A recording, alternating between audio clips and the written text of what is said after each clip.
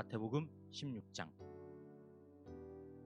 바리새파 사람들과 사두개파 사람들이 와서 예수를 시험하느라고 하늘로부터 내리는 표징을 자기들에게 보여달라고 요청하였다. 예수께서 그들에게 말씀하셨다. 너희는 저녁 때에는 하늘이 붉은 것을 보니 내일은 날씨가 맑겠구나 하고, 아침에는 하늘이 붉고 흐린 것을 보니 오늘은 날씨가 굳겠구나 한다. 너희는 하늘의 징조는 분별할 줄 알면서 시대의 징조들은 분별하지 못하느냐. 악하고 음란한 세대가 표징을 요구하지만 이 세대는 요나의 표징밖에는 아무 표징도 받지 못할 것이다. 그리고 나서 예수께서는 그들을 남겨두고 떠나가셨다. 제자들이 건너편에 이르렀는데 그들은 빵을 가져오는 것을 잊었다.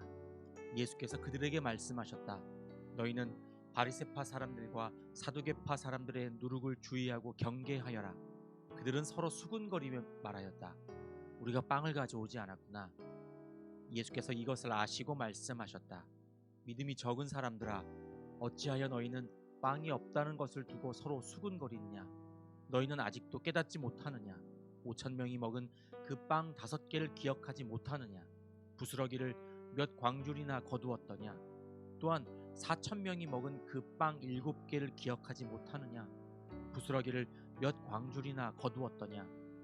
내가 빵을 두고 너희에게 말한 것이 아님을 너희는 어찌하여 깨닫지 못하느냐. 바리새파 사람들과 사두개파 사람들의 누룩을 경계하여라. 그제서야 그들은 빵의 누룩이 아니라 바리새파 사람들과 사두개파 사람들의 가르침을 경계하라고 하시는 말씀인 줄을 깨달았다. 예수께서 빌립보의 가이사랴 지방에 이르러서 제자들에게 물으셨다. 사람들이 인자를 누구라고 하느냐? 제자들이 대답하였다.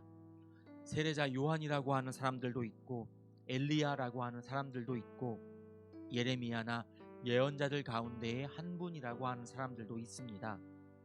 예수께서 그들에게 물으셨다. 그러면 너희는 나를 누구라고 하느냐? 시몬 베드로가 대답하였다. 선생님은 살아계신 하나님의 아들 그리스도이십니다. 예수께서 그에게 말씀하셨다. 시몬 바요나야, 너는 복이 있다. 너에게 이것을 알려주신 분은 사람이 아니라 하늘에 계신 나의 아버지시다. 나도 너에게 말한다. 너는 베드로다.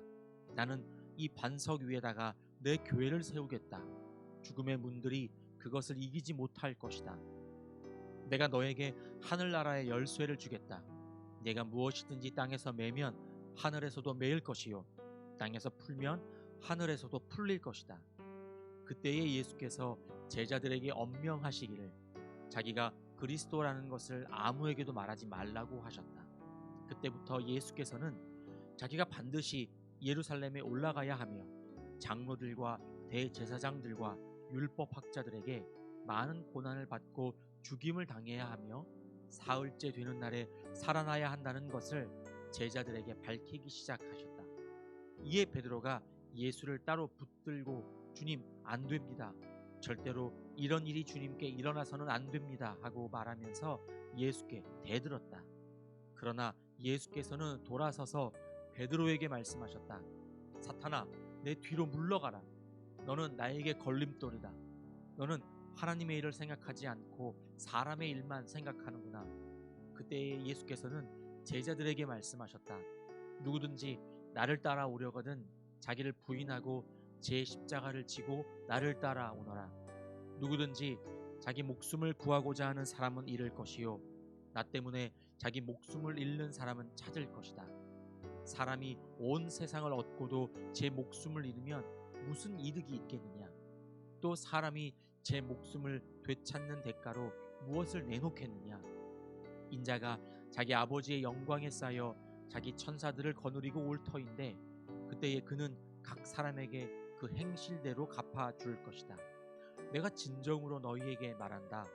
여기에 서 있는 사람들 가운데는 죽음을 맛보지 않고 살아서 인자가 자기 왕권을 차지하고 오는 것을 볼 사람도 있다. 마태복음 17장. 그리고 엿새 뒤에 예수께서는 베드로와 야고보와 그의 동생 요한을 따로 데리고서 높은 산에 올라가셨다. 그런데 그들이 보는 앞에서 그의 모습이 변하였다. 그의 얼굴은 해와 같이 빛나고 옷은 빛과 같이 희게 되었다. 그리고 모세와 엘리야가 그들에게 나타나더니 예수와 더불어 말을 나누었다. 그때에 베드로가 예수께 말하였다. 선생님, 우리가 여기에 있는 것이 좋습니다. 원하시면 제가 여기에다가 초막을 셋 지어서 하나는 선생님을, 하나에는 모세를, 하나에는 엘리야를 모시도록 하겠습니다. 베드로가 아직도 말을 하고 있는데 갑자기 빛나는 구름이 그들을 뒤덮었다. 그리고 구름 속에서 이는 내 사랑하는 아들이다. 나는 그를 좋아한다. 너희는 그의 말을 들어라 하는 소리가 들려왔다. 제자들은 이 말을 듣고서 얼굴을 땅에 대고 엎드렸으며 몹시 두려워하였다. 예수께서 가까이 오셔서 그들에게 손을 대시고 말씀하셨다. 일어나거라. 두려워하지 말아라. 그들이 눈을 들어서 보니 예수밖에는 아무도 없었다. 그들이 산에서 내려올 때에 예수께서 그들에게 명하셨다. 인자가 죽은 사람들 가운데서 살아날 때까지는 그 광경을 아무에게도 말하지 말아라. 제자들이 예수께 물었다. 그런데 율법학자들은 어찌하여 엘리야가 먼저 와야 한다고 합니까? 예수께서 대답하셨다. 확실히 엘리야가 와서 모든 것을 회복시킬 것이다. 내가 너희에게 말한다. 엘리야는 이미 왔다. 그러나 사람들이 그를 알지 못하고 그를 함부로 대하였다. 인자도 이와 같이 그들에게 고난을 받을 것이다. 그제서야 비로소 제자들은 예수께서 세례자 요한을 두고 하신 말씀인 줄을 깨달았다. 그들이 무리에게 오니 한 사람이 예수께 다가와서 무릎을 꿇고 말하였다. 주님, 내 아들을 불쌍히 여겨주십시오. 간질병으로 몹시 고통받고 있습니다. 자주 불 속에 빠지기도 하고 물 속에 빠지기도 합니다. 그래서 아이를 선생님의 제자들에게 데리고 왔으나 그들은 고치지 못하였습니다. 예수께서 말씀하셨다. 아, 믿음이 없고 비뚤어진 세대여, 내가 언제까지 너희와 같이 있어야 하겠느냐? 내가 언제까지 너희에게 참아야 하겠느냐? 아이를 내게 데리고 오너라.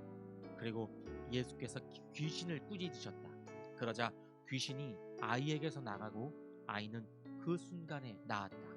그때에 제자들이 따로 예수께 다가가서 물었다. 우리는 어찌하여 귀신을 쫓아내지 못했습니까? 예수께서 그들에게 대답하셨다. 너희의 믿음이 적기 때문이다. 내가 진정으로 너희에게 말한다. 너희에게 겨자씨 한 알 만한 믿음이라도 있으면 이 산더러 여기에서 저기로 옮겨가라 하면 그대로 될 것이요 너희가 못할 일이 없을 것이다. 제자들이 갈릴리에 모여 있을 때에 예수께서 그들에게 말씀하셨다. 인자가 곧 사람들의 손에 넘어갈 것이다. 사람들은 그를 죽일 것이다. 그런데 그는 사흘째 되는 날에 살아날 것이다. 그렇게 말씀하시니 그들은 몹시 슬퍼하였다. 그들이 가버나움에 이르렀을 때에 성전세를 거두어 드리는 사람들이 베드로에게 다가와서 물었다. 여러분의 선생은 성전세를 바치지 않습니까? 베드로가 대답하였다. 바칩니다. 베드로가 집에 들어가니 예수께서 먼저 말씀을 꺼내셨다. 시몬아, 내 생각은 어떠하냐? 세상 임금들이 관세나 주민세를 누구한테서 받아들이느냐? 자기 자녀한테서냐? 아니면 남들한테서냐? 베드로가 대답하였다. 남들한테서입니다. 예수께서 다시 그에게 말씀하셨다. 그러면 자녀들은 면제받는다. 그러나 우리가 그들을 걸려 넘어지지 않도록 해야 하니 내가 바다로 가서 낚시를 던져 맨 먼저 올라오는 고기를 잡아서 그 입을 벌려 보아라. 그러면 은전 한 잎이 그 속에 있을 것이다. 그것을 가져다가 나와 내 몫으로 그들에게 내어라. 아멘.